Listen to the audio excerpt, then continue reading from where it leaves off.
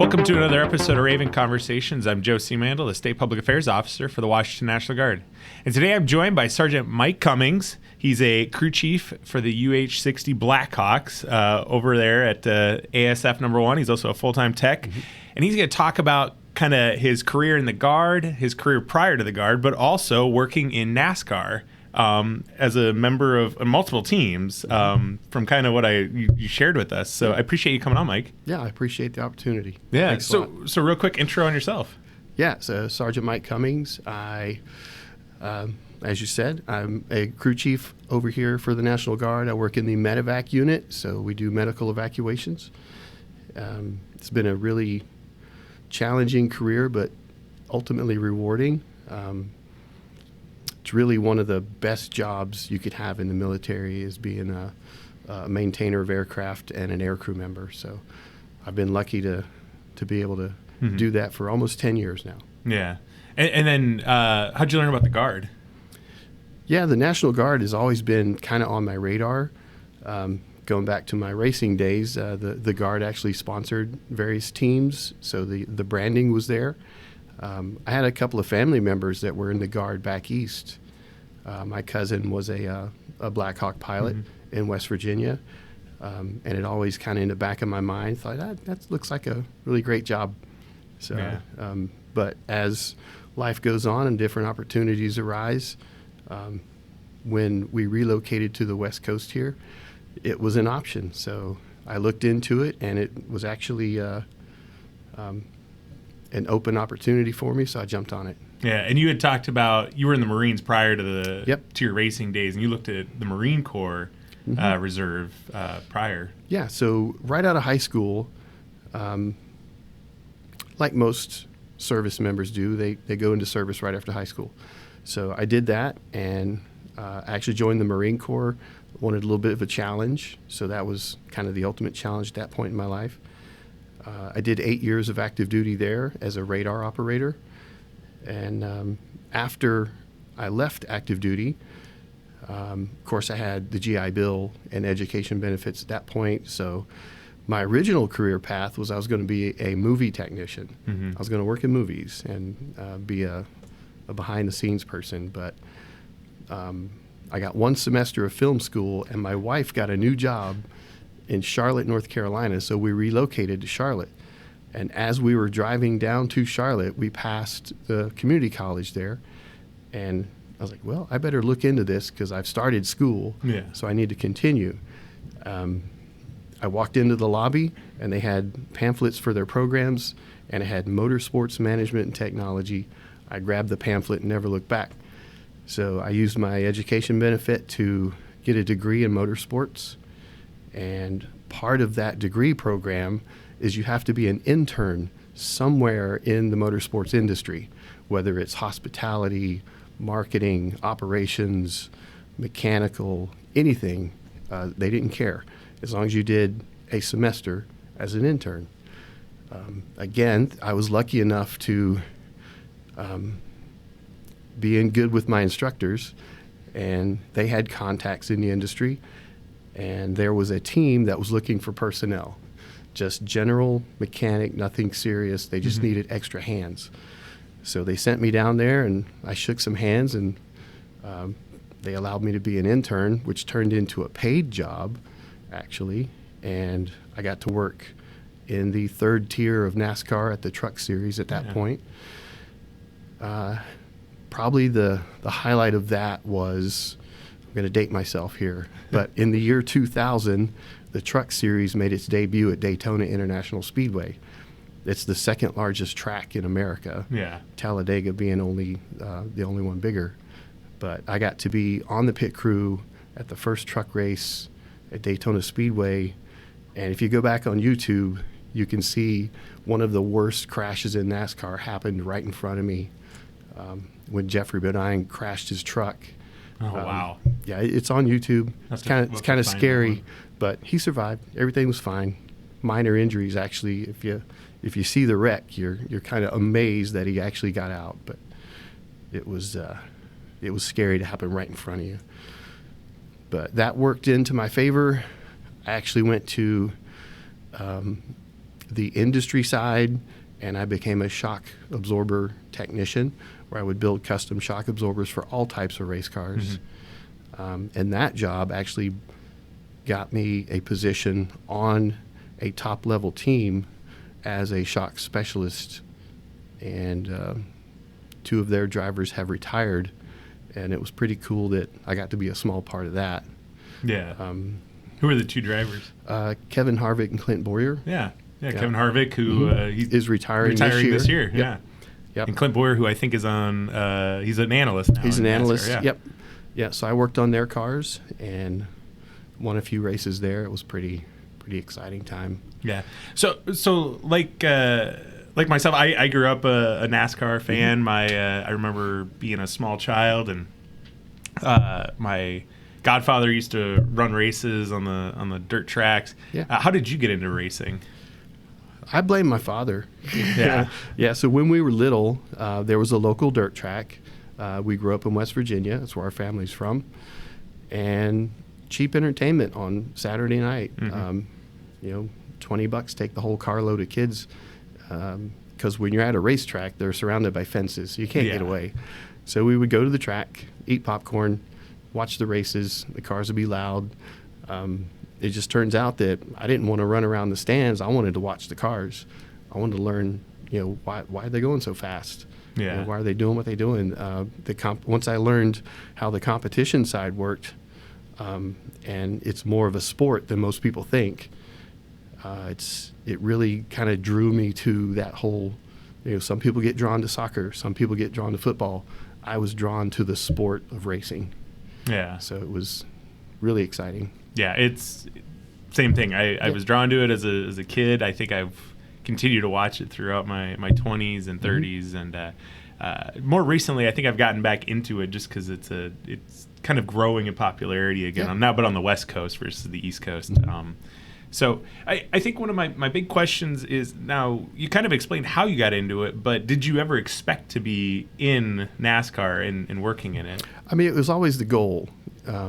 Motorsports is a big pyramid. The local level's at the bottom, and it gets, just like professional football. Pee-wee, high school, college, semi-pro, pro, it kind of goes up to the top. And getting in that network, because my family didn't have a background in it, I was really kind of an outsider in that industry, I guess. So the college program got me in the door, and hard work and proving yourself is any industry. So a lot of that, kind of clawing my way and getting to know people, shaking hands, making friends. The biggest thing I can offer to anybody in any industry, network. Yeah. Yes. Networking is always make friends, be sincere, stay in touch with them. Yeah. I still have friends in the industry. If you check my socials, I have gone to multiple races because my friends still work at teams, and they can get me passes through the team into the pit areas and the garage. It's a little more difficult than sitting in the stands because it's hard to see the entire event, but to be down there with the mechanics, with the vehicles, it's kind of keeps that taste in your mouth for the sport. So yeah, it's a lot of fun. So kind of thinking back, what are some of those coolest moments you had working in racing? Coolest moments, I guess, just having those the car owners and the people that you see on TV come up and shake your hand for the efforts that you put in to help out the team for success. That was always good. That, and I had some friends send me messages, hey, we saw your name as part of the team roster at this race. And I'm like, well, yeah, I've been working there for 6 months, so that's pretty cool. And I was on ESPN for all of about 15 seconds. They were showing one of our the truck team that I worked for at Daytona. Unfortunately, we weren't a top team, but we were doing the best we could. And I got to be on ESPN for about 15 seconds during pit stops, things like that. So, it's always nice to make the parents proud. So when Dad calls you, hey, I saw you on the coverage of the race. So that was pretty cool. Yeah. Probably the The highlight of my industry career when I worked for the shock absorber company, again, I'm going to date myself, but the producers for Talladega Nights came to the company and like, hey, can you guys offer some product? Oh, and wow. and we'll actually let you come in, because they were filming at Charlotte Speedway. We'll let you be extras in the background. You can be in the movie. And unfortunately, the president of the company turned them down. Oh, We were heartbroken. But the producers came back and they said, look, guys, we really need like a nice set of shocks. We got this one scene where they're going to be visible if you guys could help us out. And my boss went around the president and said, you know what, here, Mike, build these shocks and make them look good and this, that, and the other.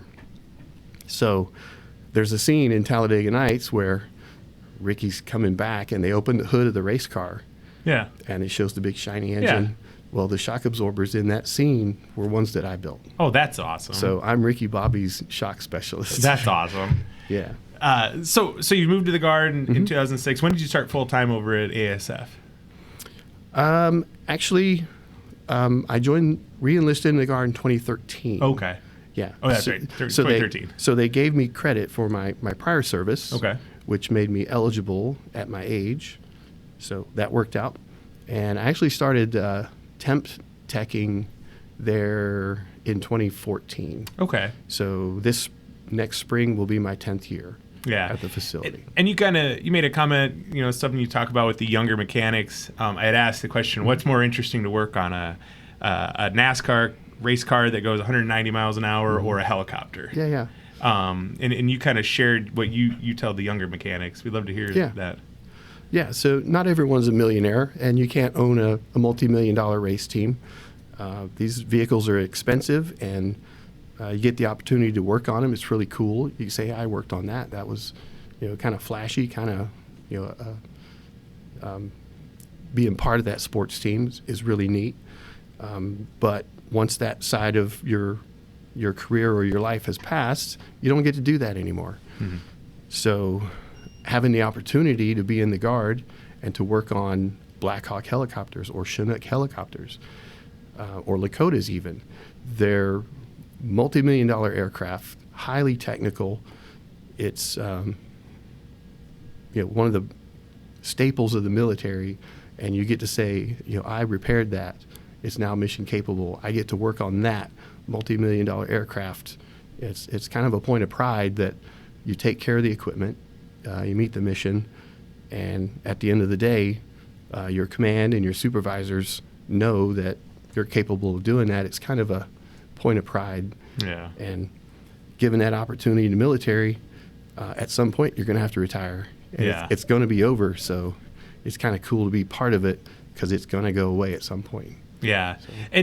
And there's probably a lot of the same stuff that you would see in a multi-million-dollar race car and a helicopter. I mean, it's all very expensive parts, and there's probably a lot of crossover there too.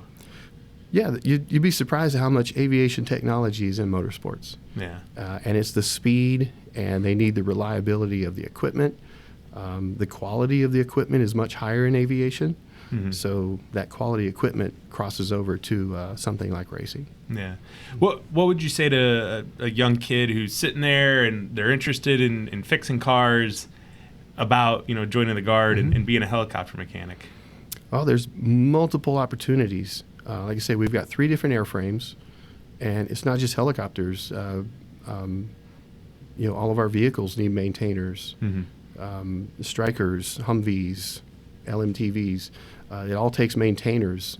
Just to be in a mechanical position will put you ahead of any peers that go off and backpack Europe for a year or whatever. Yeah. So getting in a mechanical position, earning that education benefit, and using that education benefit will help out greatly. Yeah. If moving up towards a motorsports career is something you need, then you're going to need a background, you're going to need an education, and those things are provided day one in the National Guard. Yeah. So besides from probably going to Disney and Universal Studios a little bit more often, when you get out of the Guard and ultimately retire from the tech program, I know you talked about wanting to go back into motorsports eventually in some way. Yeah. Like I said, I still have friends that work in the industry. I've actually been offered a couple of positions, but I do have the commitment. I really want to get to a retirement point from the military, and the door is wide open. There's opportunities as a mechanic. There's opportunities as a product developer with my former employer. So I'm not sure exactly what I'm going to do at this point, but like I say, I do have mechanic opportunities. Being on a pit crew is probably out of my realm. I'm not as athletic as I was 25 years ago, but I mean, those guys are professional CrossFitters. It feels like when you watch them now. They're collegiate athletes that get recruited into motorsports now. Yeah. There's actually former NFL, NBA, Olympic wrestlers that are now NASCAR pit crew members. Yeah. That go over the wall, change tires, fuel the cars, make adjustments in less than 15 seconds. Yeah. And they do that repeatedly every race. So. Yeah, which is phenomenal to watch, and it's very quick. Mm-hmm. Anything else you want to add? No, I just thanks for the opportunity. It's been quite an ordeal just to get together, but just to get here today is pretty cool. If there's anyone that wants to learn more about the industry or my career, any minutia details, or again, network. If there's an opportunity that you think you would like to pursue, I might know a few people. So that's always the best thing to have is a good network. Yeah, well, we appreciate you coming on. Mm-hmm. If you're interested in learning more about the education benefits and how you might be able to use them to get into auto mechanics or auto sports even, we can definitely put the information in the notes. If you like the video, give it a like and make sure to subscribe for future videos. Mike, we appreciate you coming out. Thank you, sir. I appreciate it.